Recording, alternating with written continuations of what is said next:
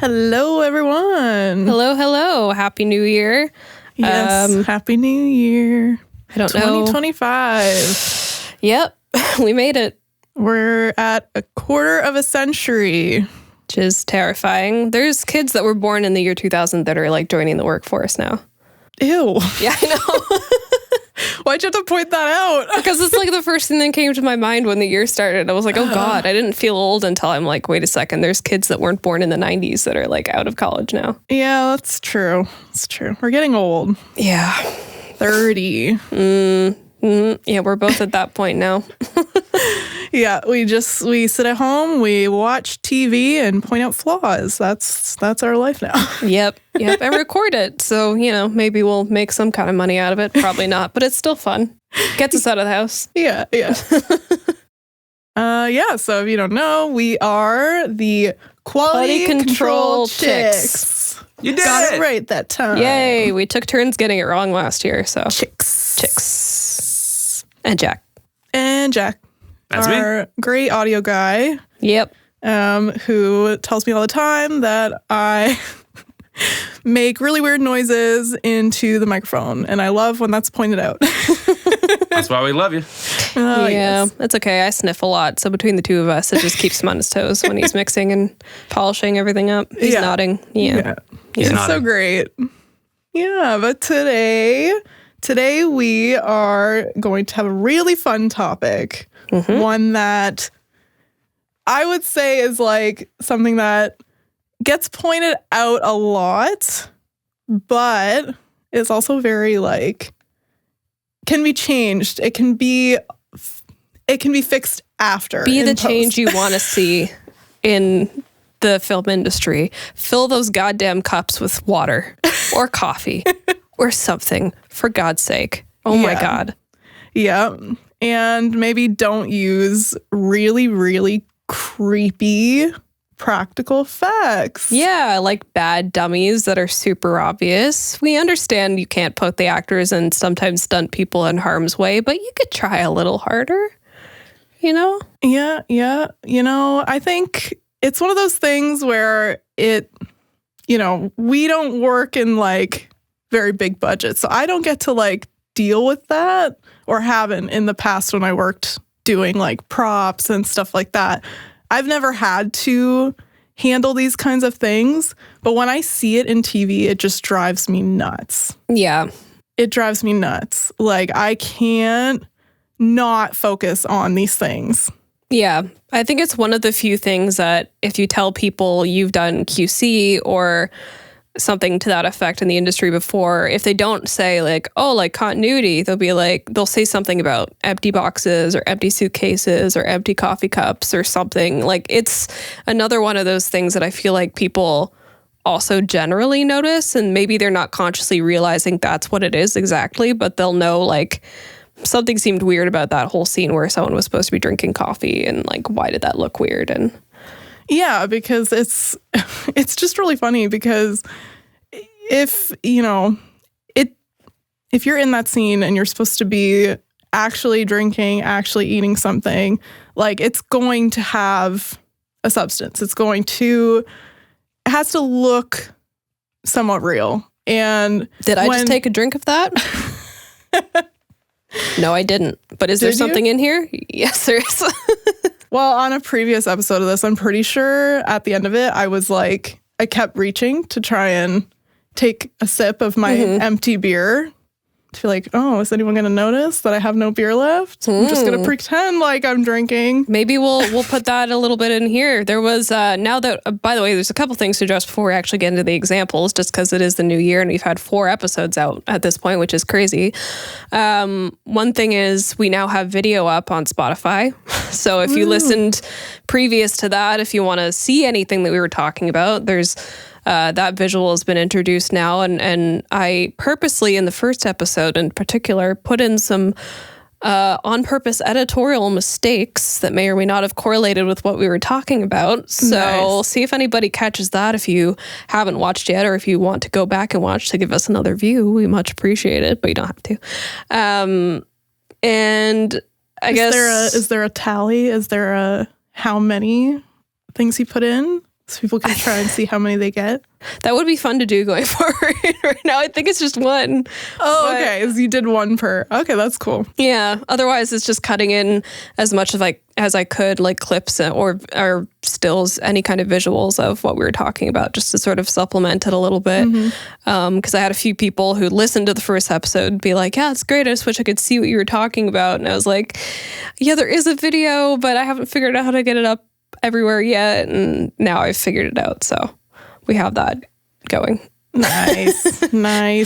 Today we have these great new seats. Yeah, we have our new setup, which is in the same spot, except we have new chairs and better framing, and it's much more comfortable. I'm a huge fidgeter, so I'm sorry if that annoys anybody, but I can't help it. So you're just going to have to deal with it. I don't realize how much I fidget until I'm looking back in the edit, and I'm like, oh God, sit still. But also half of it is my back getting tired because, we're leaning over and our posture slowly gets worse through the episodes. Now this time's a little more chill. It's a little more professional. But everything's the same except the chairs and the framing. So yeah. And also Jack has a mic now. Say hi, Jack. Hi, Jack. Yeah, there you go. You guys heard him a little bit through the first 4 episodes, and at the tail end of the holiday message we recorded before the break. Thankfully, Janae's back for the full episode. Yay. We would never record without you. I need the banter and I'd feel too awkward alone. I was not feeling great. It was not good, but all better now. Luckily, it wasn't, everybody's getting COVID, so thank God it wasn't that. But much better. New year, new episode. New setup. I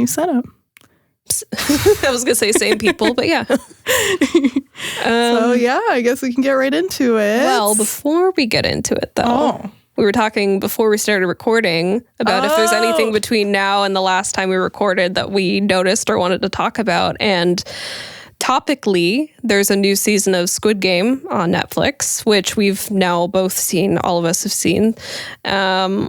And I actually didn't notice this while watching it. Neither did you, I don't think. No, I did not notice it. I mean, to be fair, it was a bit kind of like not totally paying attention when I watched it. But to the background stuff going on or just to the episodes? I think just to the episodes in general. But I was mad. I wasn't paying as close attention this time.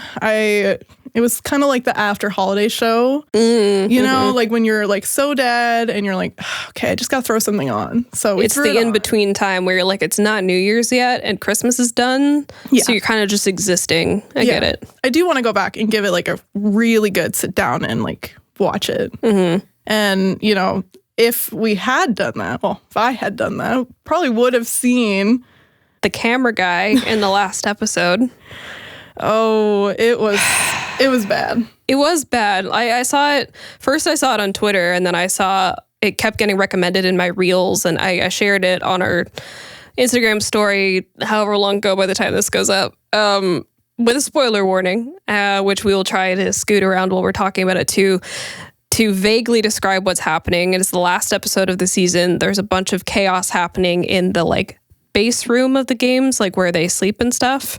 And one of the shots, just in the top corner of the action, there's a B camera guy. Yeah. Very visible. Yeah. Yeah, it's they're definitely doing the handheld camera. They're moving all around, trying to get multiple angles of that scene as stuff was happening. And one of the cameras caught the other guy. And he's got the full camera on his shoulder, full rig, headset, everything, all in black. Yep. Yeah, he stood out like a sore thumb when everyone else is wearing the green and pink. Yeah. It's black and white in the room otherwise, really. But yeah, when you find him, he's there. Yeah.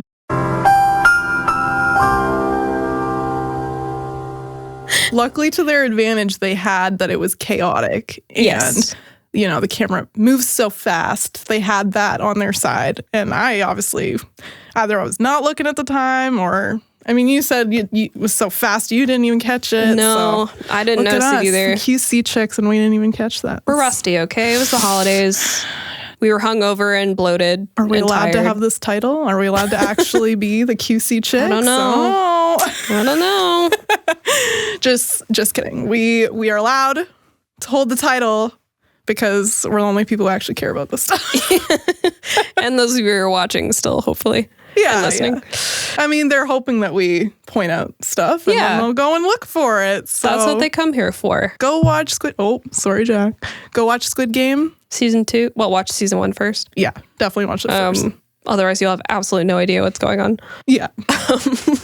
And then you can see that awesome camera guy. It actually makes me wonder if maybe, in another episode or somewhere else there was one. No one's caught it yet. So that's why I want to go back. I was going to say, it sounds like you need to rewatch it anyway. I'm gonna really watch it this time and look for anything. It also makes me wonder, too, because it was actually circulating online, if by the time this goes up and more people are looking for it, maybe they'll have, reframed it. I'm curious if they'll pull, because they don't necessarily have to do too much to get rid of that. They could paint him out. Right on the corner. They could also just crop it. Yeah. Yeah. We've noticed things that did get fixed. And then we went back and watched and it was gone. So they can go back and fix it. Wednesday and Brooklyn Nine-Nine. Brooklyn Nine-Nine was quicker on the turnaround fix, but yeah. Yeah. Well, some things can't be changed. No. And we're going to talk about that. Yes. In this episode. Yeah. When your film becomes more known for the mistakes you made in either production or post, then, kind of a misstep. And again, we'll talk about the benefits of the doubt and everything and why this kind of stuff happens. But this first film, I don't think no one's watching it for the story. Let's put it that way. People are watching it to laugh at one scene in particular, to see it for themselves. Well, when I was looking up, talking about, when I was looking at, when we're going to talk about dummies and things like that, what's the number one thing that comes up? And it was the American Sniper baby. Yeah, I think this is one of the first outlines that I started researching, and it was originally going to be one of the first episodes we talked about, just because it was it's so infamously bad. So bad. I don't think there is anything worse than this awful baby. Yeah. I watch Grey's Anatomy. I watch all those shows where they have the fake babies and they're clearly fake babies, but this one, come on. Yeah. Big budget film. For anyone who doesn't know, they used a fake baby in a scene with Bradley Cooper. And he's having to, make it look real. He's, not nursing. Oh no. That Everyone should tune in and see the movie where Bradley Cooper's nursing the fake baby. Tune in and watch Bradley nurse a baby. That'll get you watch it. Honestly, yeah, that might have made it a better movie. Oh my God. I'd watch that. Oh, yeah. What I meant was he's, rocking the baby and he's acting like the baby's fussing and this and that. But it is so clearly fake. Mm-hmm. And you can see it so close. That's the thing, yeah. It's you can see he takes his hand and is moving the baby's hand to make it look like it's naturally moving like an infant would, but it's not. And it's just I would have almost rather he not try to make it look like swaddle the baby so its limbs aren't out or something. Yeah, you don't have to have its arms and legs free. That's the number one thing they use in, a lot of TV shows where they can't, sometimes they don't even have a doll. They'll just swaddle anything, a bag of flour. A sack of flour. And you just, as long as it's super wrapped up, you would never even really know. Yeah. But I don't know why they did not wrap it. They didn't. I don't know. Try to hide at all that this baby was so fake. From my notes, I'll try and read this as verbatim as possible, just so I don't on the cuff try to shorten stuff and then end up tripping over my words. But according to the screenwriter, Jason Hall, using a doll wasn't the original plan. The baby had a fever and the second backup baby was a no-show. So they had to pivot on set And Bradley Cooper apparently remembered thinking he made a joke that his character can't even do it anymore, but he's like, I'm gonna save y'all $100,000 and just start doing it with this and moving the arm and the hand, and it's like thought you could save money in post. Like, thank you for trying to save post-production, but I think we would have all much rather you just swaddle the child and not nudge its Or hand. nurse the child. To nurse the child. Bradley, if you're child. listening, we would have all much rather you just nurse the child.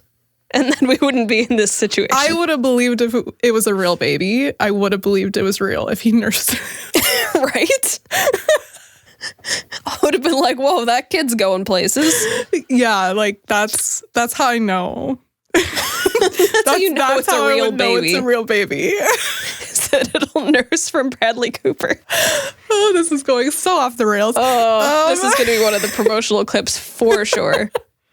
Okay. The other thing too is like that I have in my notes, and I'll briefly bring this up just because I think it's worth pointing out anyway, at least for this example and another one that we'll talk about. But child labor laws, to riff off that wonderful nursing bit, child labor laws are heavily a thing in productions where it limits the amount a child can work on a set. Yeah.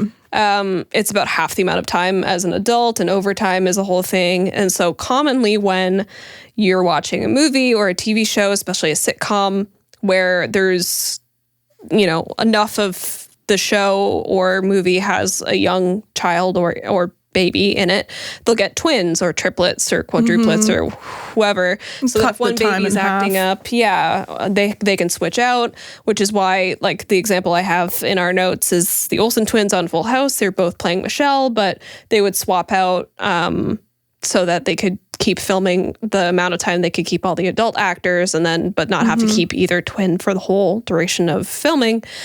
It's difficult. It's difficult working with real kids, and as you said, with like how long you can have kids on set, and just like it complicates things a lot. Yeah, exactly. So the pivot was understandable. It sounds like they had one main like casted kid and then one backup that both fell through, which it happens. But like I said, hey, you just swaddle the fake baby. That's all we're saying. That would have solved all your problems. There wouldn't have been Bradley trying to save the CGI budget by nudging its hand like this in the middle of a take.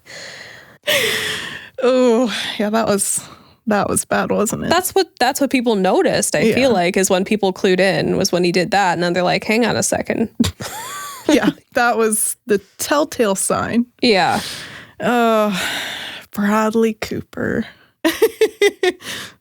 Wish you'd just stick to nursing babies. It happens on other films as well. And sometimes it's so bad that they actually have to fix it in post. Yeah, or just, they don't use it at all, and then they just pivot to post, which I think is what you're getting at, right? The whole, we're going there, we're going to Renesmee. Going to Renaissance. Which is hilarious because I'm not a big Twilight fan, and I I've seen all of the movies, probably the first one a couple of times, but I think I've only seen the other ones like once. I fully forgot that fake baby wasn't even in the final movie, because I see it so much online, and I just accepted that that's what the final result was, but they didn't end up using it because it was so terrifying. Yeah, like they had it on set. They were shooting with it. They had several scenes. They called it Chuckesemee because it was so terrifying. Yeah. It was absolutely like horrifying. And I think all the actors, they just could not get through the scene because it was just so hard to believe that this baby was supposed to. No amount of swaddling or nursing was going to help this scene. Like, they could have called Bradley Cooper in to help nurse the fake baby, but they didn't. Yeah.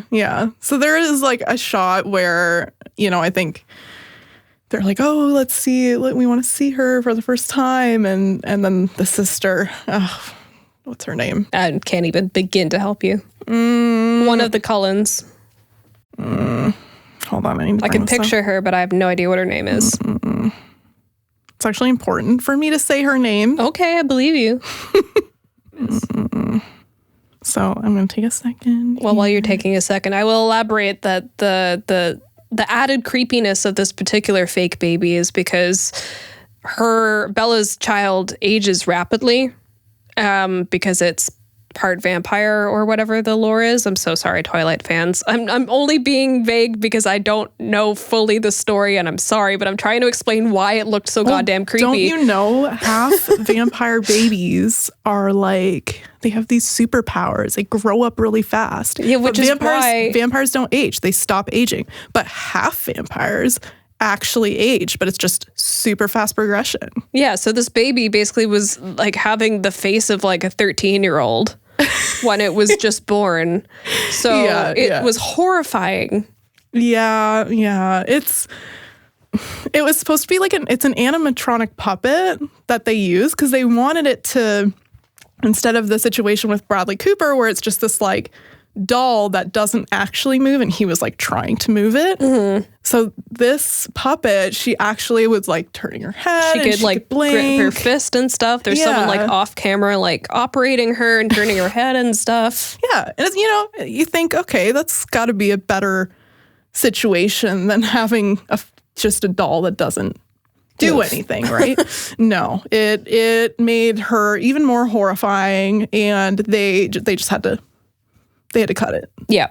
They made that decision. Originally, they were going to use actual babies, and then that became a bit of an issue. So they tried the puppet baby, and then ultimately they went with CG, which I have made a note to talk about the CG version of the baby in a different episode, because that's a whole other topic of bad CG that we will be discussing. But the practical, almost practical fake Chuckesemee was appropriate for this breakdown. Yes, it needed to be talked about because, as you said, it's seen more online than the CG version. I fully forgot it wasn't even in the movie. So, well, she's like in some, she's in some museum or something now behind glass, and people think she's haunted. So I believe that. Give her to the Warrens. I know they died, but she belongs with Annabelle. It needs to be behind holy water washed glass. Yeah, I don't even know if that's what they do, but they should. That Robert Pattinson didn't try and buy it or something. He should, because don't actors sometimes keep like really weird props? Maybe he kept like a bit of the body glitter or something. Yeah, that checks out. At the end of the day, we're all absolutely horrified by Renaissance baby. Yep. Everyone comes up with all these fun names for it because it is the most ridiculous name. I like Chuckesemee. Chuckesemee is pretty good. Yeah. That's a good one. But yeah, so dolls can be not always the best choice. No. CG is not also the best choice either. I think it was the lesser of two evils for this case. Yeah, in that case, definitely. Still, it's hard to do an old looking baby anyway, right? So I feel like you're kind of, what would they have done with a practical baby? They still would have had to CG its face. Oh gosh, I think they should have just not even worried about that part in the book and just had a regular baby. That's true. And then just, I don't know. Have the baby couple look scenes normal. later, have the baby look a little bit different. I don't know. Yeah. Make it look like it's aging. 3 people. Yeah. Not just have this really creepy doll or really creepy CGI. It was... Yeah, not worth it. No. Maybe just hide the baby. Hide the baby's face. Conceal it. Write the baby out of the script so you don't need to do this in the first place. Yeah, it's like we talked about in film school. I remember it was brought up like the several things you shouldn't do in film, and it's like kids and animals. Kids, animals, and what was the other one? Night shoots. Night shoots. Don't do night shoots. Yeah. So yeah, just if we learned don't put babies in films, then maybe just cut the baby. Just not cut the literally, baby, but like cut the baby out. Cutting the baby, nursing the baby. I know I'm making all these really weird sentences today. We can move on. Yeah, let's move on. All right, so the next example that we have on our breakdown is Nightmare on Elm Street, the original Wes Craven, the first of the franchise. The one that, if you've seen any of them, you've probably seen that one, and hopefully not the remake. because it's bad and also not relevant to what we're talking about. But there is a scene at the very end of the first movie where just when you think, also spoiler for everything we're talking about in every episode all the time. This movie's been out long enough. Yeah. If someone doesn't know this movie, well, that's on you. It's a franchise. It doesn't really end happily because they make another movie. So at the end of this movie, just when you think everything is all good, and they're driving away, we see that the car they're driving in is actually Freddy coded, and they cut back to the mom in front of the door. Freddy bursts through the window and pulls Nancy's mom through the window. It very obviously cuts to a dummy of Nancy's mom. And it's I think one of the least egregious examples on here, but probably one of the most well-known and one that more people would have probably seen compared to the other examples. So that's why I kept it in here. But it's very obviously cut to a fake person. It's very obviously fake. But I think, I think the reason why this one is not so bad in comparison to others is because it's the movie it's in, right? Oh, yeah. It's so campy. Anyone who knows that movie, it's like, it's so cheese. It's so silly, goofy. Like, Freddy's hilarious. He's like the original. No, I guess that's a bad comparison. I was like, he's the original Art, the clown, but not really. It just like they have fun torturing people is kind of the through line that I was making there. But he thinks it's funny to torture the kids, so he in and of himself is a little goofy. Yeah. So that obvious dummy kind of fits. Like they use like cartoons and they do like all these, really fun kind of ridiculous storylines in the dreams. It doesn't take itself too seriously. Yeah. So like I think in this situation, like the dummy was, you kind of laugh at it. You're like, yeah, it's one of those 80s, like old 80s funny movies, funny horror movies. Yes. And it works. Yeah, it works. We'll give this one a pass. We'll give it an actual rating later. But for now, I think it had to be brought up for sure because it is notable and it is one people bring up. But yeah, it's funny. Yeah, it's a fun one. I love it when she just curls in and like, oh, it's so good. I love that in horror movies. Yeah, and you can only get that kind of movement with it. Hey, you know what? I'm happy they did it practically too, because a lot of it's the 80s, it's Wes Craven, and even with Scream, like as much of it that can be practical, I feel like he would always go for the practical. So if you don't have to CGI it, it's because they very easily could have. Well, maybe not in the 80s, but I love like horror movies from the 80s use so much practical special effects, and it was so campy, so fun. Like it adds to the movie. Nowadays, everything is CGI. So you don't get that like charm of something like not looking like you're like, oh, there's no way that would actually look like that. But that's kind of part of the fun. Yeah, like I do feel and hope a little bit like we're pivoting back to the era of practical. We've touched a bit on it in other episodes where I think as much as people can, they still try and make it practical. Sometimes it is just easier to do something CG and plan for it that way instead of making it practical. But it honestly comes down to like what it is you're trying to do. For something this quick and for the effect of what it was going for, I think the practical dummy was the right move. It just looks a little silly, which is fine. It's totally fine for a Nightmare on Elm Street film. Oh, yeah. It's more than fine. Great movie. I don't even care that it's spoiled for people now because I mean, you should have seen it already. It's a franchise. Freddy's not gonna go away. He has to come back. Yeah. It's the first of a franchise. It's not like Scream where Ghostface is a new person every time. Freddy is Freddy all the time. Every time. It's still Freddy. Yeah. So. Yeah. If he died at the end of the first movie, they would not have made more movies. Yeah.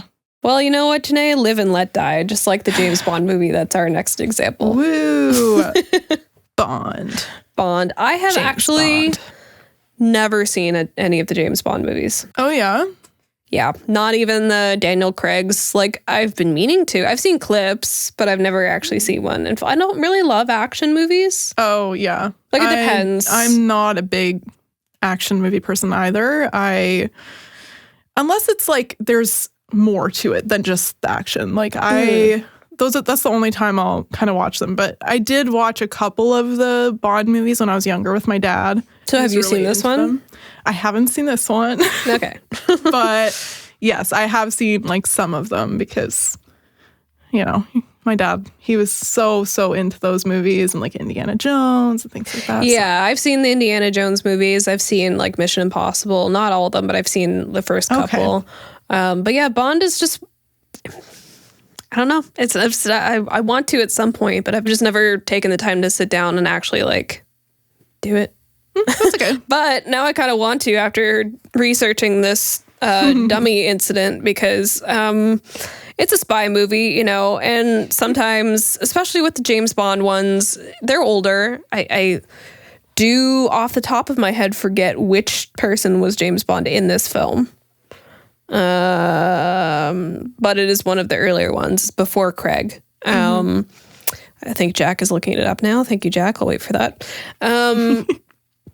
But yeah, they can get away with being a little bit campy. So the older ones, yes. I couldn't really picture the Daniel Craig ones being campy in any kind of way. That'd be very interesting. Yeah. But there's a scene in this movie where let me read this verbatim so I don't try and clip my words and sound silly. He and Bond take a plunge into his pool, only for the spy to shove a pellet of compressed air down his throat and force him underwater. So that's Bond to the villain of the film, or one of the villain's henchmen. His villain, he gets blown up, and so he explodes. But what they've done is they've made this horrifying dummy that is inflated by the air tube that gets shoved in his throat. And his eyes are bulging out of his face. And to be honest, I don't know how you would make this and have it not look terrifying. Yeah. But it's so obviously not the actor, which is good. I don't think they would have let him, they wouldn't have done that to him. Yeah. But it's obviously a dummy when you watch the movie. So that's what landed it on this breakdown. Yeah. Well, what's funny is like I haven't seen this movie, but I actually had seen this clip because like I think it was like maybe back in college or whatever. And like I used to watch all those like compilation videos of like the worst things in like movies, and it was on there. Yeah, I've seen it on a few of those. And people were like, what the hell was that? Yeah, that's the thing. Why did it look like that? It takes you out of the movie, and then it, like me and you to a certain extent, if you haven't seen the film, and I'll say like I've seen clips from it. Sometimes this is what I'm talking about. Sometimes it is a list like this where it's on. I'm seeing the clip because it's top 10 best Bond villains or worst dummies in a movie or something like that, and then that's what you know the movie for until you actually watch it. And this was one of those for me too, where it's like this is the scene I'd seen from the film because it's so scary looking. Yeah. It's not quite Chuckesemee. But, because then they scrapped that too. This dummy ended up in the actual film, so. They knew at least not to use Chuckesemee. Yeah. So, in this case, they kept it. They stood by their decision to use this dummy, and it's horrifying. Yeah. Jackie, got a Bond for us? You want the actor's name? Yeah. For Live and Let Die? Yeah. Roger Moore? Roger Moore. Okay, so it is one of the older ones because it's not Pierce Brosnan or Sean Connery. So those ones did have like a bit of camp to them, but I do think like generally like Bond movies are trying to take themselves seriously, like as opposed to like Nightmare on Elm Street where it's being this like cheesy 80s horror movie, but like I don't think. These movies are usually supposed to be like that. It can get away with it more now watching it because you can sort of say like, it was, a product of the time. And it probably was the best they could do at the time. And it like, again, I don't know how you could make this not look terrifying. And I doubt they could have done it well in post back then either. So I think they did the best of what they possibly could with what they were trying to film without harming the actor. But it's when you watch the scene, it's obvious when they switch from real actor to inflated dummy actor. Well, that's the thing. It's like, when you have situations like that in an action movie, like an explosion, A person exploding. A person specifically. exploding. You could just cut to a wide. You can show fragments of something exploding. Like, do you really got to have that close up that very much reveals that it's a dummy? You don't have to, but you make a good segue into our next example, which is from The Fugitive. Yeah. Where they do shoot in a wide. But sometimes, But you also- can only throw a dummy off of a waterfall so many times before it's going to fall how it falls. It doesn't matter the framing of the shot, really. Yeah, they were trying to hide it. I guess that is an instance where going wider did not help. No, and I mean, like, you can do as many takes as you're able to do, but if it looks like a dummy when it's falling, there's not a lot you can do No. about that. No. And it's, it's one of those things where it's like, you could have had it maybe a little bit stiffer, a little bit. They could have maybe worked with it a little better, but even then, it probably still would have looked as fake as it did. This is one of those where in the notes I actually have like a decent amount of sources that I sourced from that elaborate on why this ended up being the situation where they had to use a dummy. So to give a bit of background, because I at least when I'm going through and doing notes, I try and remind myself if I haven't seen the movie, what's going on. Why did you use a dummy? Well, but also what in the scene is prompting the use of a dummy. So wrongfully accused of murdering his wife, Richard Kimball, Harrison Ford, escapes from the law in an attempt to find her killer and clear his name. Pursuing him is a team of U.S. Marshals led by Deputy Samuel Gerard, Tommy Lee Jones, a determined detective who will not rest until Richard is captured. As Richard leads the team through a series of intricate chases, he discovers the secrets behind his wife's death and struggles to expose the killer before it's too late. So that brings us to, I think, the end of this movie, where Harrison Ford was really keen to do as much of the infamous dam jump himself. He really was trying to be Tom Cruise here, before I guess Tom Cruise was Tom Cruise. And the scene calls for his character, Richard Kimball, to walk up to the edge of a dam and ultimately jump into the water below. Yeah. Ford himself decided to not use a stunt double. But he was a few feet from the edge looking right over it, and sort of the wire made him feel safer, but he still didn't really want to do it. So I get it. I'm terrified of heights. Yeah, no, I would never. I mean, as much as I would like to think I could get to that point and be like, yeah, I could do my own stunts. I'll do a tumble if you want me to. I'm not going to jump off a dam. Yeah, no. There's stunt people and bad dummies for that. Good call. Good call, Harrison Ford. But according to the crew, there were 6 dummies valued at $12,000 each that were used to film the actual jump. And they were so damaged by the end of filming that the owner of the dummies who'd lent them to the production was pretty pissed off. And I'm sure they're relieved that the dummies were the ones that were torn up, not a stunt person or Harrison Ford himself. But it seems like Ford did shoot a couple of the takes, but I think it was from like less of a height. Yeah. And obviously from below, if they cut to him in the water afterwards, it's going to be the actual actor, because there's no real risk involved in that unless it's like really cold water or something. But it makes the list because, yeah, it was obviously a dummy. It was clearly not a stunt person or Harrison Ford. But in this instance, like, if you can't use the actor or a stunt double, like, if you're not going to CG it, this is kind of your only option. Exactly, yeah. It just sucks for the guy who thought he could lend a bunch of dummies to a production and have them not be damaged because they were being thrown into rushing water. I don't really know if that guy thought this through. Yeah. That's always a big fear, especially like, any kind of props or like anything like that. Like, damages can happen. Well, and you know what? That actually reminds me of something that I forgot to put in the breakdown, because it's not necessarily a bad prop, and I'm going to get some of these facts wrong because I'm riffing, but I have seen the movie. And The Hateful Eight, what is the actor's name? Hey, Jack, actor's name in Hateful Eight who smashes a guitar. Was it the Goggins? No, I don't think it was Walton Goggins. Kurt Russell?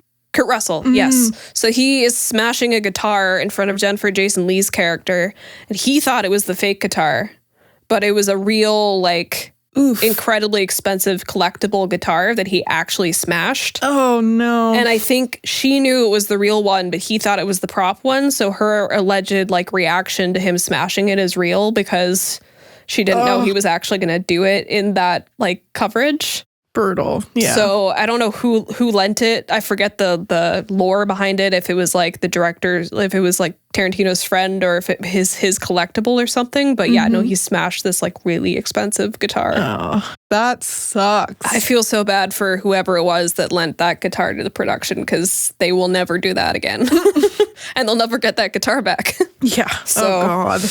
I guess 12 or 6 dummies that are like 12 grand each. That's a big money loss, but at least it's not a priceless antique guitar that got smashed. Yeah. Yeah.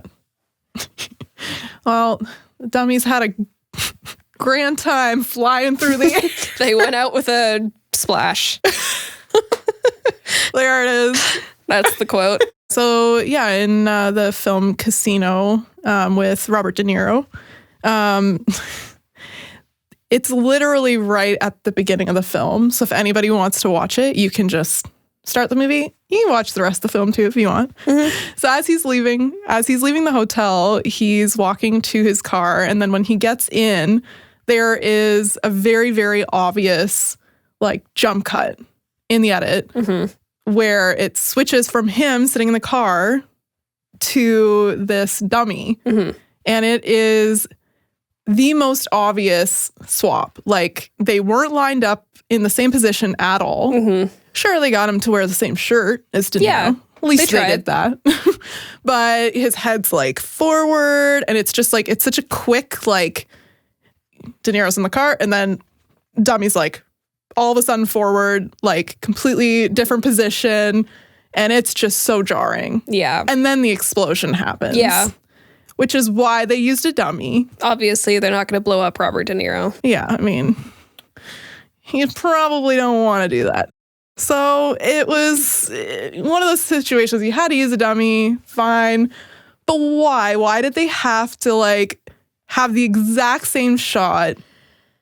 That was my question. Like, you had to keep the same framing. Why couldn't you have, like, you could have pulled back to, you could have done a bird's eye where you don't even need to see who's in the car, and the car could have been empty. You didn't even need the dummy. Yeah. Maybe it would have been more expensive for a crane shot than just doing an extra wide shot and put the dummy in there, and then it's not a jump cut. Yeah, like, well, even in like movies like The Godfather and stuff, if they have car blowing up, they pull out to a wide, and you see the car blow up, and you just see like a body in the car, but it's so like shadowed. Yeah, like it doesn't matter if you can make out any characteristics. Like the fact that we could even make out it was wearing the same shirt is like, you know, you didn't need why the jump cut? Like that's such a weird choice. It's like, it's one of those things where I'm like, okay. I don't blame the editor though.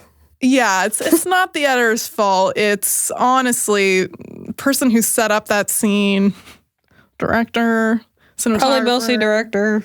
Yeah, and it's like, I understand what they were doing, but it was not executed well. And even when you get to the edit, you can see, oh, that did not work. Yeah. That very obviously would cut to a dummy.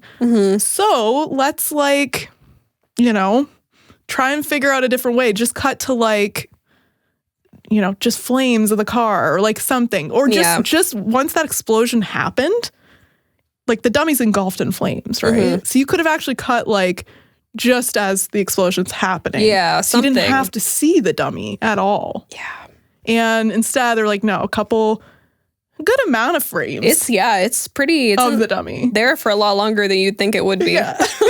It was just, they could have been, even if it wasn't shot well, you could have fixed it a little later. But obviously, again, wouldn't probably blame the editor because it still falls on like... It's the way they shot it. We don't know if they had other coverage, and I don't think it's seen. If it's the opening of the movie, they're not going to like... It's not going to be on the cutting room floor. It's staying in. So they have to work with what they have to work with if they don't do reshoots. So. Just slip the jump cut a little bit. Just a little bit. A little later so that Put it's a little, right at that explosion. Little cross dissolve. Start the explosion a little bit before the, you know. Yeah, they could have made it work. Could have done something. There was, you know, there was a clear like opportunity to not have that in there, and they left it. I have no idea what goes on in the movie otherwise, but this is going to be all I think about if I ever choose to watch it. Yeah. So, and it's right at the beginning, so it's going to set the tone. Maybe you'll go watch it after hearing about this really funny opening scene. Maybe. I also realize this discussion makes it sound like we don't watch anything we talk about. We do. I've seen Casino. Okay. I like it. Again, it's an older movie. Yeah. It's, it's fun. Yeah. It's a fun movie, but it's like, that scene. That's the takeaway, though, ultimately. It's the only thing I took away from the movie. So, moving on from Dummy De Niro, we've got an example from the Arnold Schwarzenegger film True Lies, which, again, I have not seen. But when I was researching these kinds of mistakes, this one came up a few times. And basically, his character is running away from some, I believe, guard dogs. They're Dobermans. And much like children, like we were saying earlier, there's obviously strict rules about working with animals on any kind of set. And in this scene in particular, absolutely commend them for not using real animals. I don't think any set ever would for what he does, but he takes the two Dobermen and he smashes their heads together and then throws them on the ground. But what's funny about the scene, and again, why it's relevant to this discussion, is they're like plastic versions of the dogs that just like are so stiff and don't move. They kind of look like if you like bash two balloons together and then chuck them on the ground. Yeah. But they had a bit more weight to them. Yeah. And it's just like, I get that it's Arnold and some of his movies can be kind of campy too. Yeah. But like, very camp. Why? Yeah. That's such a silly thing with that clip though, I wonder if there might have been some concern of people being really upset. Then don't do it. Exactly. Well, yeah, exactly. Like, again, it's good, I guess, and it's obviously fake, but like, because I'm a dog lover. Me too. Anything if I just read a book that something really terrible happens to a dog and I was bawling. Oh no. I was full on bawling on the couch. My partner was like, "Are you okay? Like, what's wrong?" I'm like, "No, I'm just reading a book and something bad happened to a dog and I'm bawling." So, well, and sometimes it goes on for an unnecessarily long amount of time. Too. Like I watched the movie P2 over the holidays. I don't know if you've seen it. I haven't, but I've heard it was about. It was okay. The movie was a little bit above like a generic thriller movie, I guess. Actually, there's two things I want to point out about this movie. One of them is QC and one of them is about the animal thing. Well, great. So one of them is, there's a scene with a dog where he gets killed in a car. And I saw that the second I saw the dog, I paused the movie and I was like, something's going to happen to that dog. Because it's like an early 2000s movie. And I was like, this is when they still did that a lot. I don't want to fucking see that. So I looked it up. I found when it was going to happen in the movie. And then I muted it and looked at my phone for like 5 minutes. And then when I brought my head back up, the scene was done. And then I knew it was going to happen. I got that it happened. I don't need to see it happen. I don't want to see it happen. I understand it was important for the character to get away. It lasted a stupidly long amount of time. It didn't need to go that hard. That's upsetting. That kind of stuff is like, okay, I know when it's coming. I know when it's going to happen. So I'm just going to not watch it. Yeah. The QC thing that I noticed in that movie, it's a thriller. There's blood that happens throughout the movie. And so I forget exactly how it happened because I watched it in December, but something happens to her fingernail. It might like come up, I think. I think it like comes off. She runs into this elevator to get away from the bad guy. And I couldn't not notice the entire time, depending on the coverage, her hand was clean or covered in blood. Oh no. And I was like, the scene before this, her finger literally like just ripped her nail off. Eey. And half the coverage, her hand just looks fine. Oh, yeah. And I'm like, it would be gushing. And the footage where there was blood, it was like, okay, it would still be bleeding a lot more than just being some blood on your hand. So none of it was really all that realistic. Yeah. But the cut between the footage, I was just like, come on. Like, the blood thing actually happens a lot. I noticed it I watched The Substance again. Yeah. Seen it a couple times now because I love it. I've seen it once, but yeah. It was my favorite movie of this year. It was a good movie. Of 2024. Yes. But yeah, I noticed the second time watching it, there's like a scene where there's a lot of blood happening. Is it the scene I probably think you're talking about? Where there's like a lot of blood? It's like they're in the apartment. Okay. Yes. She's like crawling on the floor. And just prior to that, there was like an insane amount of blood, insane amount of like splashing everywhere. And like it cuts to like her, she's like going away, like kind of trying to crawl away. And there's no blood actually like dripping onto this carpet. And I really do think like it should have. And then like they cut to another shot. She's in kind of more like the other room. And then there's a lot more blood. And I do think in that like part of the apartment, they couldn't have blood there. So they were hoping, oh, nobody's going to notice. It's just, and it happens a lot. I mean, when I worked like on set doing props and stuff like that and art department. And a couple times when we had to work with fake blood, it was like, we can't have the fake blood here. So make sure it doesn't get on anything.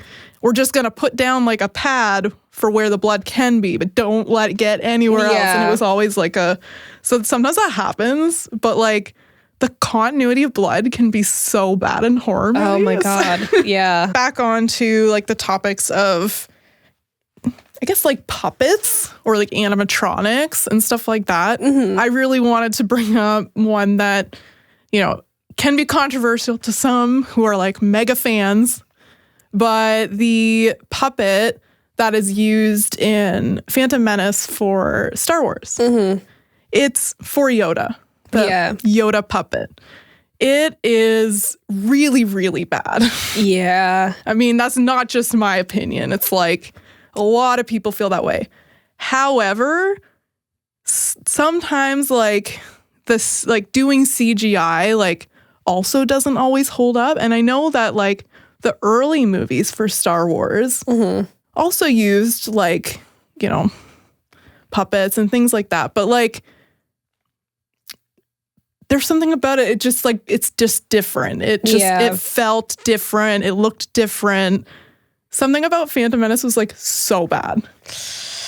Yeah, it's tough when you have a character that like you kind of either have to do it as a practical puppet or CG because he's not a real thing. It's not like you're making a fake dog or a fake cat, like or like person in like special effects makeup. How would you do Yoda if it isn't like and the practical like back then, like I think the CG would have looked even worse. So I think the puppet was probably again the right route to take. But you know, nowadays I think even Grogu on like the Mandalorian and stuff is like mostly practical. But it looks better because the technology is better and they have a little bit better of a sense of what looks good on camera and how much to make it look like it's interacting with people. And like, you know, he doesn't talk. Like Yoda did, so a lot. Maybe they realized. It's just whenever you have like puppetry and there's talking, it's like this giveaway. Some movies just can't get it right. But as you said, like The Mandalorian was really praised for how good like baby Yoda looked. Baby Yoda. Little baby Yoda. Little He's so cute. Like he's just adorable. And yeah, he looked really good. And he interacted really well with the actual actors. And the movement seemed really fluid. Like, I do know in a lot of cases with The Mandalorian, they also did CGI as well. Yeah, and it's a lot more seamless now because of the budget and just like the way that CG and film making has progressed to like it can be better. And so it is better. And so hopefully that kind of transition is less noticeable now. Yeah, they've definitely gotten better with that because the Yoda in Phantom Menace, so bad. So bad. It's good that we have gotten better. Yes, thankfully we've gotten better. Jack, were you chiming in or did you just almost knock over that? Well, yeah, that too. But actually, I think they actually did go back and CGI Yoda in that first one. That's a good point. I did actually write that down, I think. George Lucas is a big fan of, I'll just add CG to my old movies. Yeah, so. But that is like the one thing that fans are like, yeah, it's okay that you got rid of ugly Yoda. Like, yeah. So they were like, oh, it's fine. Like, you removed or fixed the issue. So as we talked about, you could just go back. And you some could go people back do. and fix that. When you're George Lucas and you have the budget and time to go back and like perfect things you couldn't do like decades ago, Yeah. why not, right? People are going to buy and collect like remastered editions of films and watch them. And it's like the same reason people watch extended cuts, right? Like, you know what they should go back and do? They should go back and take Chuckesemee oh no. and just CGI her into that scene. You're making a for lot of American post work Sniper. for me to maybe add these visuals in here, and I don't The visual super needs to be appreciate there, it. Lisa. I need to see Renesmee in Bradley Cooper's arms. That I can do. I don't know if I'll throw Yoda into the mix, but we'll see how much time I have on my hands. That's fine. I just need Renesmee in Bradley Cooper's arms. I'll make something happen. Maybe even him for sure. nursing her. That would be great. We'll see how far I can push this insane situation when I get to post. Oh my God. But that kind of, I think that concludes all our examples about like Bad humanoid or dummies. animal like dummies. We can go into like other practical type things that are used on set, like props. Yeah. I worked a lot with props when I used to work on set in the art department. And so I know like it can be difficult to work with them, to monitor them and make sure that they're, the cup is filled to the right position. The cup is for filled continuity. at all.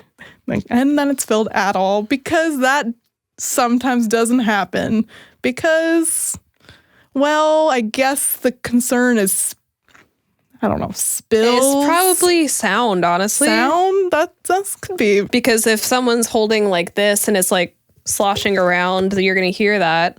True.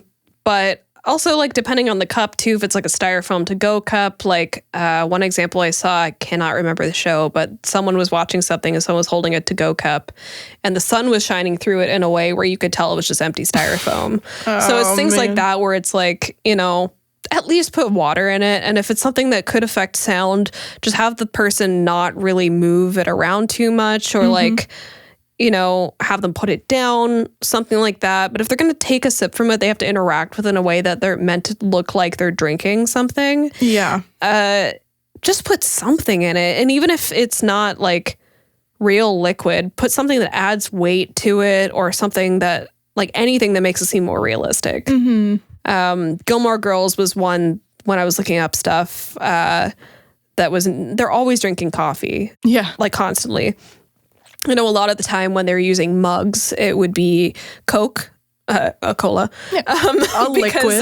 Alexis Bledel doesn't like coffee, and also like you don't want your actors drinking that much coffee unless it's decaf, I guess maybe.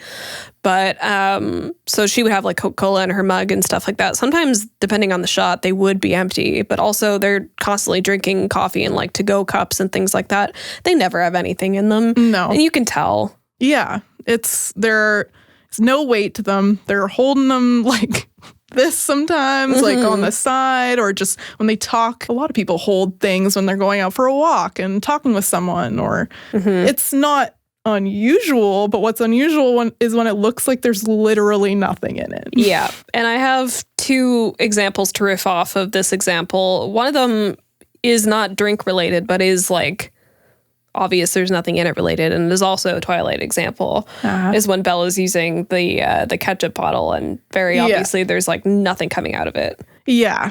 That's an instance where they just put a bunch of condiments on the table because it's supposed to be a diner. And that place they shot is a real diner, which is funny. So they probably could have used a real ketchup bottle. Yeah. And they didn't. So they just had like the props on the table, and as she's acting the scene, she's like, well, I'm going to pretend like I'm using what's on the table in front of me. Yeah, and put some ketchup on my plate for my fries. And because like she probably picked it up, there's nothing in it. She just kind of like... But now she's picked it up and has to commit to it. Yeah, she commits, but not fully, because she doesn't turn it fully upside down. She just kind of like holds it sideways. Nothing would come out of that. So it's not even believable. Yeah. At all. There's some dry ass french fries. She is raw dogging those french fries. Well, in like the next shot, you see like a giant thing of ketchup on her plate. They're like, no, we're going to make sure there's ketchup on that plate. You did this to us. We have to put it there now. We're just not going to show it coming out of the bottle. Why would you? Why? Why would you want to do that? The other question is the ketchup real? Is it?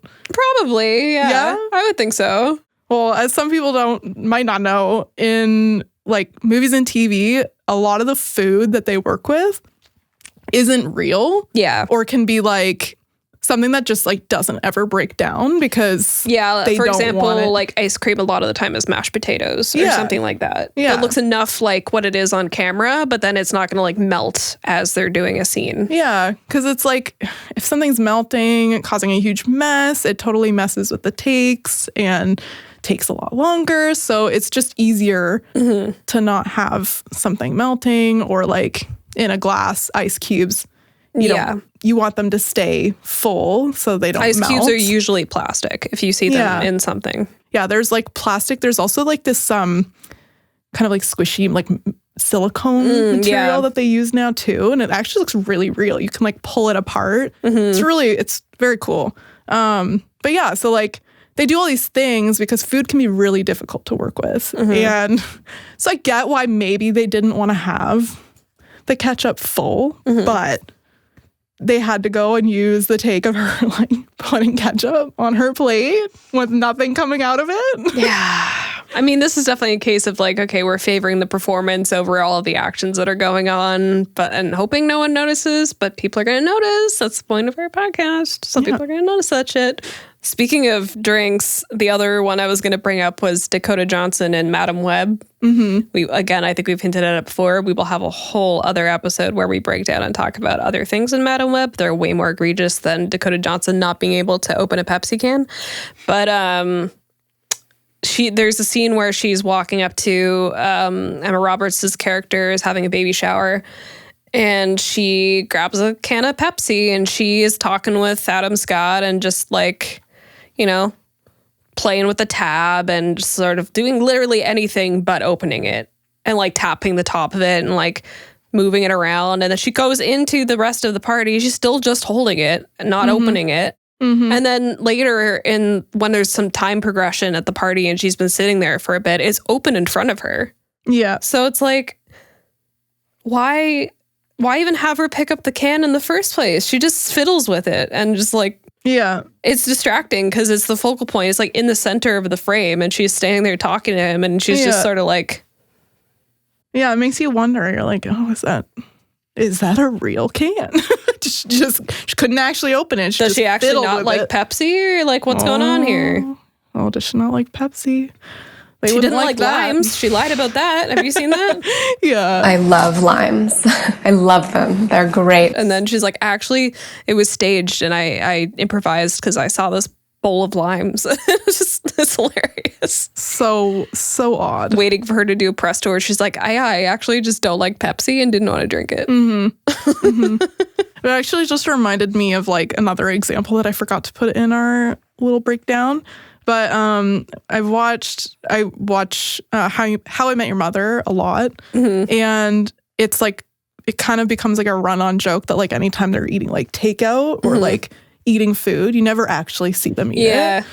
There's a scene where like Barney is like he's got the chopsticks and he's like every time he goes to like take a bite, it like falls, like he lets it fall, and it's to kind of joke on, oh yeah, they never eat, and he's like, well, I just can't pick it up with the chopsticks. So it became like a joke instead of like something that they just never do. Like sitcoms, you'll rarely see them eat something unless it's specific to that scene. Yeah. And then typically the actor has, depending on how many times they anticipate doing a take or how much coverage they need to get, typically there's a spit bucket. So they're not actually eating the food. There are some actors, like I've heard Brad Pitt actually does usually eat whatever is in front of him. But he's Brad Pitt and can do whatever he wants. But most other actors will choose to spit bucket or not actually have to eat the food and just push around and stuff. But that actually leads into another example, which is also Squid Game.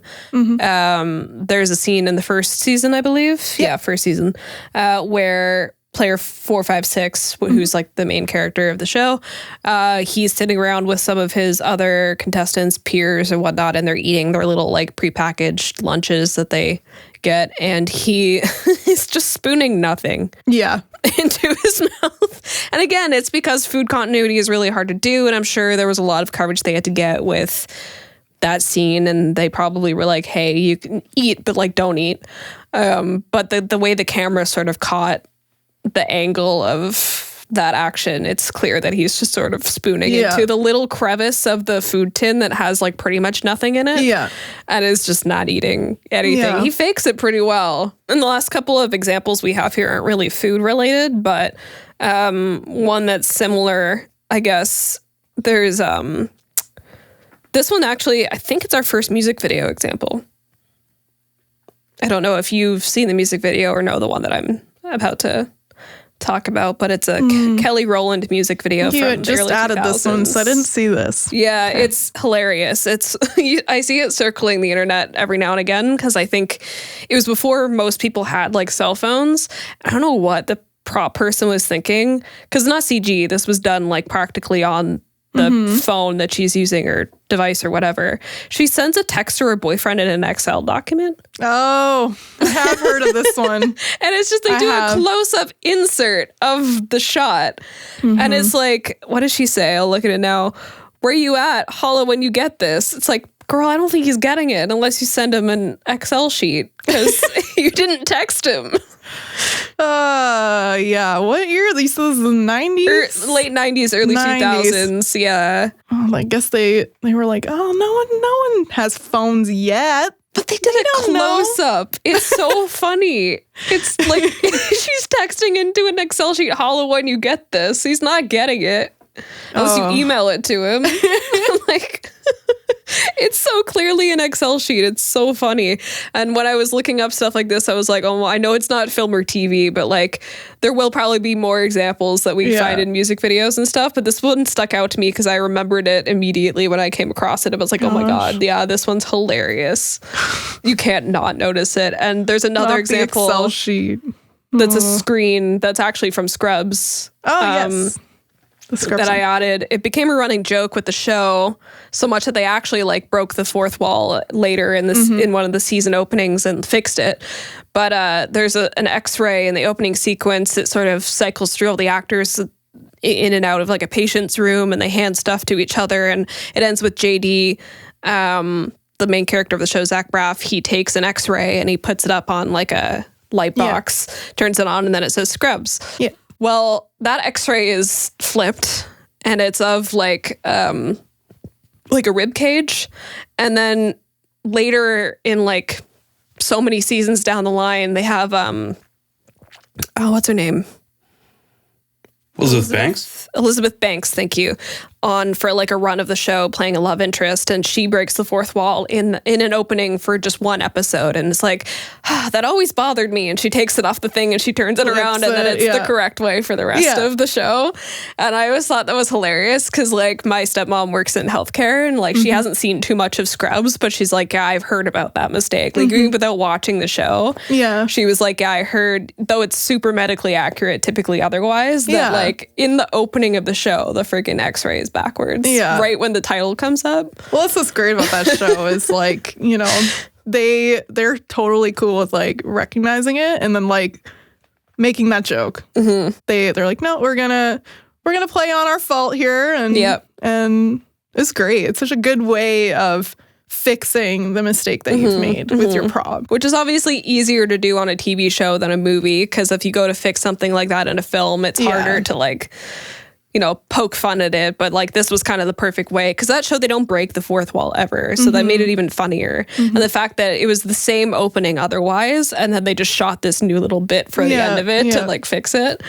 It was pretty funny. And I remember like, because I was younger when I watched Scrubs, at least for the first time, and I thought it was funny back then and didn't realize it was really backwards until my stepmom said something. But I came to realize a lot of fans noticed it. So it sort of became a thing. But, you know, as things get older, sometimes they just don't hold up. And a lot of like effects and props and stuff can sometimes seem a lot worse, a lot cheesier. They might not have when the movie first came out, when people were buying the VHS. Looked fine then. As soon as they made this image tried to make it higher res and remaster it, you can really start to see like how things don't actually look as good as people thought they did. And I think for me, like a big example is Jaws. And I know a lot of people might come after me for that. I loved Jaws as a kid. Like I was obsessed. I was also so terrified. Oh yeah. It scared the crap out of me. And because it was a giant shark and it looked really real and they had it coming in and out of the water. Like it was terrifying. Yeah. And I thought it looked amazing. And I've watched it like recently since. And the fakeness is like so evident now when I watch it on like a bigger screen. Did you watch a restored version or did you watch like an original version? I think it was, I'm actually not sure. Because if it was like 4K streaming. restored, I could see how it would maybe like accentuate a lot of the like fakeness of something that maybe would look good at a lesser quality. Like it looks good at 480, but doesn't look good at 4K. Probably not, right? Yeah. And it's like, it was such a groundbreaking thing to have this giant practical animatronic shark that it actually, for the actors, felt real. It helped them like with the scenes and it looked really good. Like that's why it's one of the greatest movies for horror. And I just think like, while I still love the movie, I do see how it doesn't seem as scary now. And I think people like this generation, if they were to watch it, they wouldn't find it to be as good because it looks fake. Yeah. I mean, I have that about like, I remember, because I've been watching like horror movies for a long time. And like even when I was younger, like the Halloween episodes of like Disney shows were always like my favorite because I was like, ooh, how spooky is it going to be? But then I talked to like my mom and stuff, and people would always be like, oh, the scariest movie I've ever seen is The Exorcist. It's so scary. And then you watch it now and you're like, yeah, I bet it was scary at the time, but now it's not really compared to other things that have come out or just, the age of the film now, because it's like was made so long ago. It's not a bad movie, but I don't know that it was as terrifying as it was built up for it to be until I actually watched it. Yeah. And so I think a lot of that comes from like, there's going to be movies that we watched when we were younger that future generations are also going to be like, really, you thought that was scary? Yeah, exactly. And it's like, it'll still hold up as, both of those movies still hold up as being some of the greatest horror films of all time. But it just raises the question of like, when using animatronics, like, can it stand the test of time? Is it going to still have that same impact as when it came out? And I thought that was a good example to bring up because a lot of people might disagree with me and maybe like, no, shut up. Jaws is great. You don't know what you're talking about. It's still one of the best out there.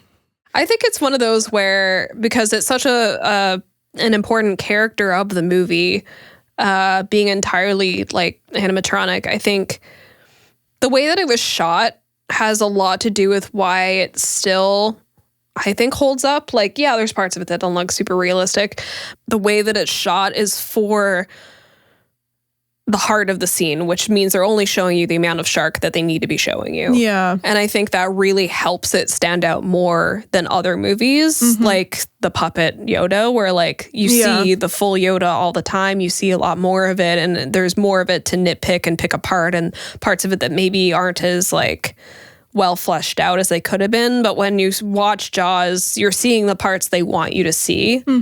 And it's like a lot more thought out. Yeah. But I agree with you. Like, it's an older film and you're going to watch it with a modern perspective and go, yeah, that doesn't really look as realistic as like maybe it would have like right when it came out. But I think there's other movies that definitely like from around that time that, hold up worse. Yes.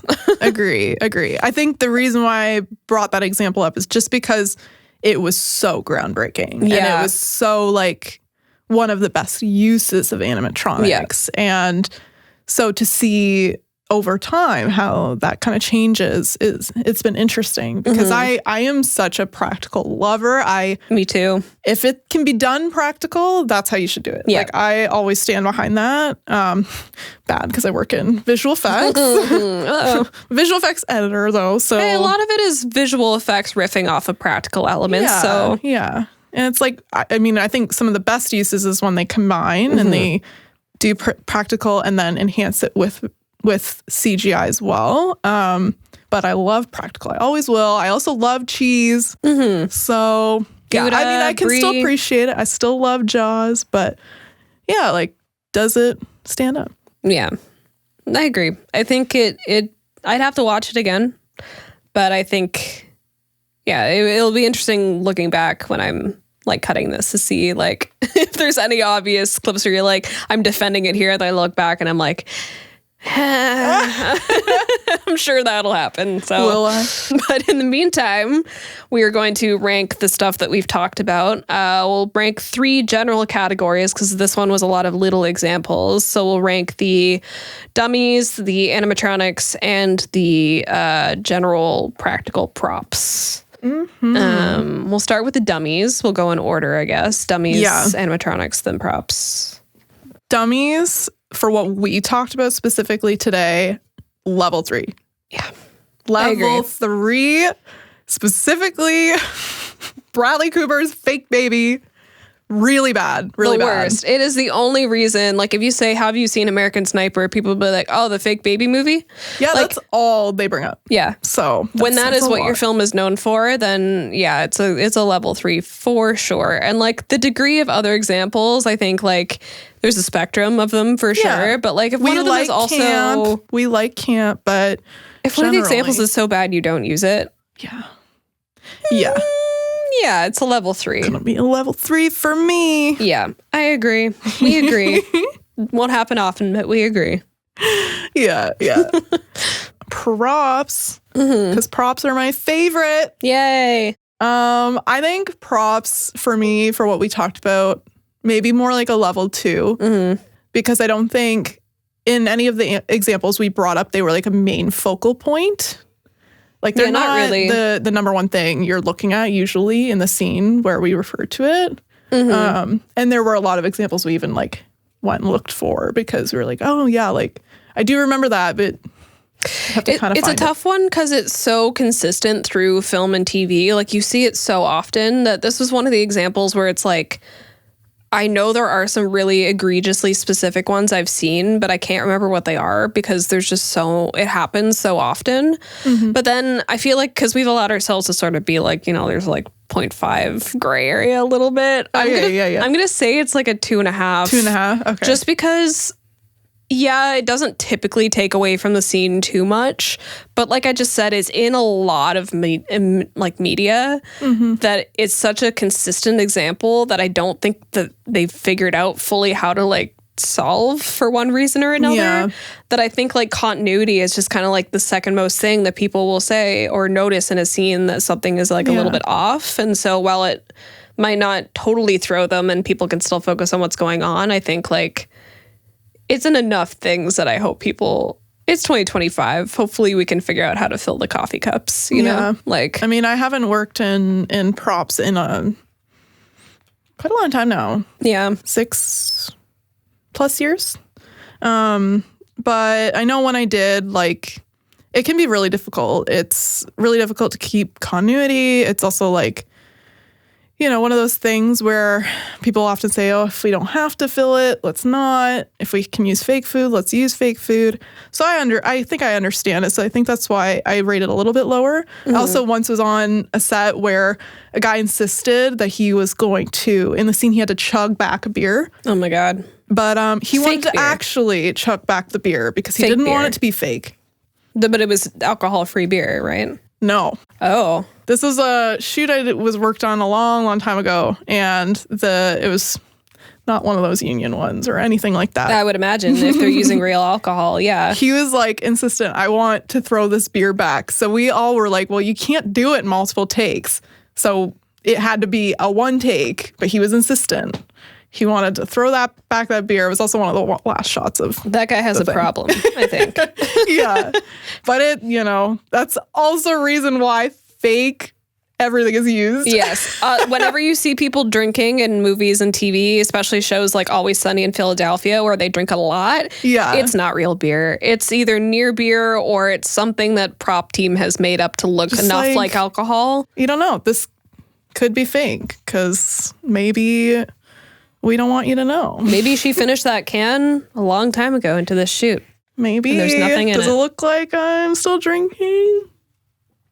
Maybe. Or maybe not. We'll never know.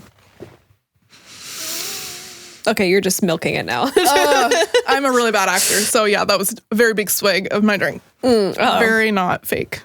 Well, it's the end of the podcast. You can get as drunk as you want. And then the last one. Animatronics and puppets. Oh, that's kind of hard. I feel like I think it adds a charm. And George Lucas went back and fixed the Yoda, and you could go back and fix the shark if you wanted to. But I think I'm going to give it a 2. Yeah. We're talking generally about 2 very different examples, but with Yoda,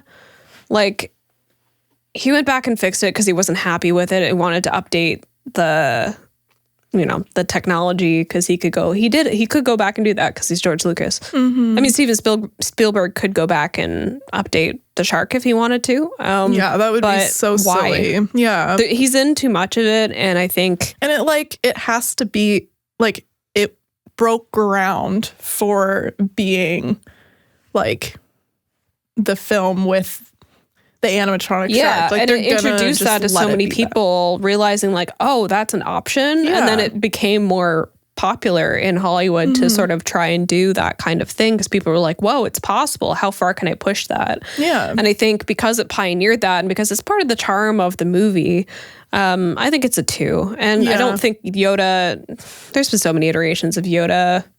Again, it adds to the charm.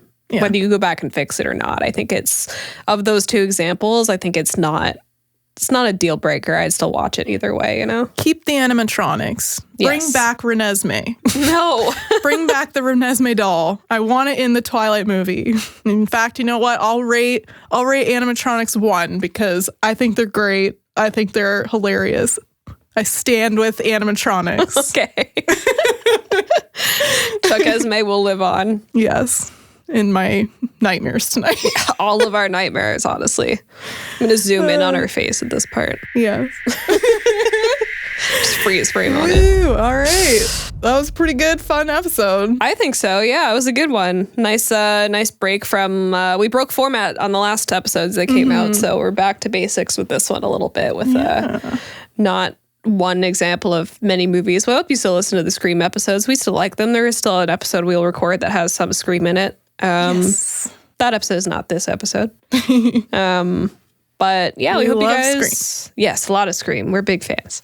But we hope you guys keep listening. I've enjoyed the 4 episodes from last year. We're going to keep recording some this year. And yeah, hope people stick around because we always say we have fun doing it. And maybe we'll come back with a new setup every time. Maybe there'll be QC mistakes added in post for you to spot for fun, We're going to keep it interesting.